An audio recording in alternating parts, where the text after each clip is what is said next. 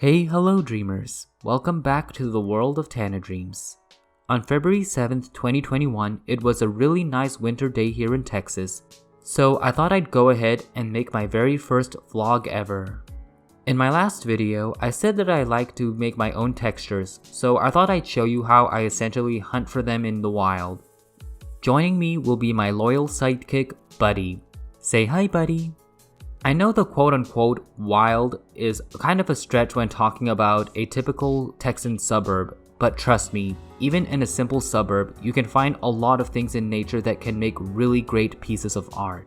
To take a picture of a texture, what you do is find a surface that is smooth, gritty, and consistent. You do this because you want the texture to be used for as many situations as possible. Using my iPhone, I take the picture close, but not too close because you don't want the pixels or details being too big. Even if you accidentally capture extra things out of the borders, don't worry, you can crop it out. I'll show you a few more tricks later. As I'm walking Buddy, trying to make him stop tugging, I'm actively looking around for anything that has a very gritty, mossy, sandy, or consistent texture to it. Before I continue, I need to emphasize something. Please do not take pictures on or of someone's private property. I absolutely, positively do not want you getting in trouble while doing this. Please only search for something on public property or that is of nature, such as this sandstone pillar thing that is public property. Here's a pretty good picture I got of it.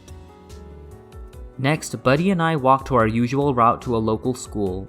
I found a really cool stone surface that was covering something on the ground, but I unfortunately moved a little when I took the pictures, so it did turn out a bit blurry. It's alright though, I have many more opportunities. I couldn't take any pictures of the ground here because there were too many rocks and too much grass. Here's the reasoning for that. If you take a picture of grass, then you can only use that picture to make a grassy texture. If you take pictures of rocks, you can only use that picture to texture the rocky grounds. If you take pictures of consistent grainy surfaces, you have many more options. Okay, back to the walk. I found a few good pieces of cement, so I took a few photos of those. Then we were reaching a field next to the school.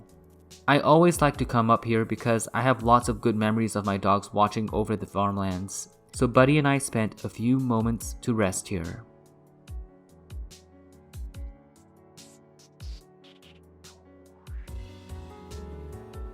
On the way back, we basically took the same path going backwards, so we didn't get any more pictures.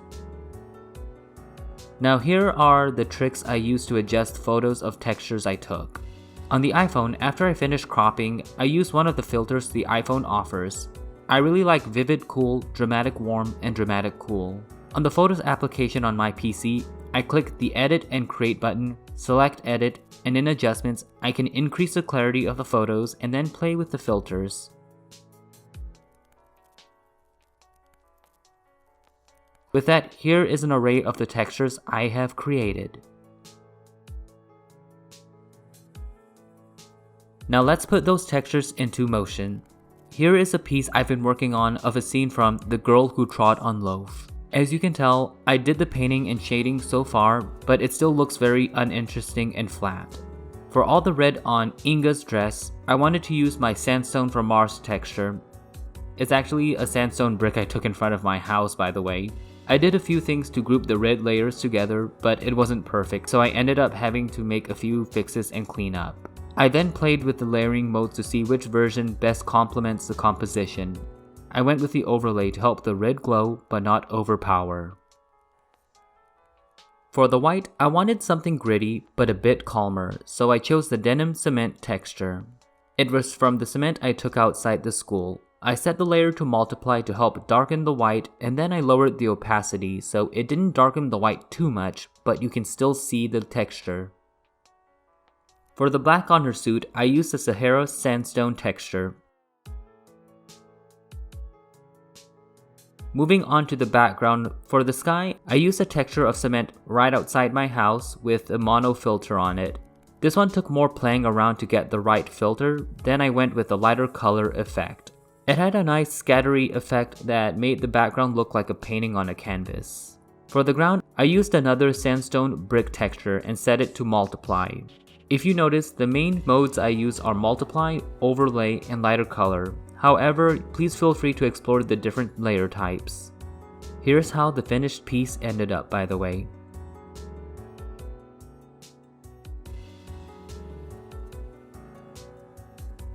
Well, I hope you enjoyed the vlog-texture hunting tutorial. I honestly had a lot of fun doing that. I never knew the funs of live filming till now, so I sure have been missing out. You can find the textures I created on my Pinterest account, and I do have Patreon exclusive textures as well for only $1 a month along with other benefits. Please see my links in the description. Before I sign off though, let's give a huge hand for the real star of the show, Buddy. Have a wonderful rest of your day.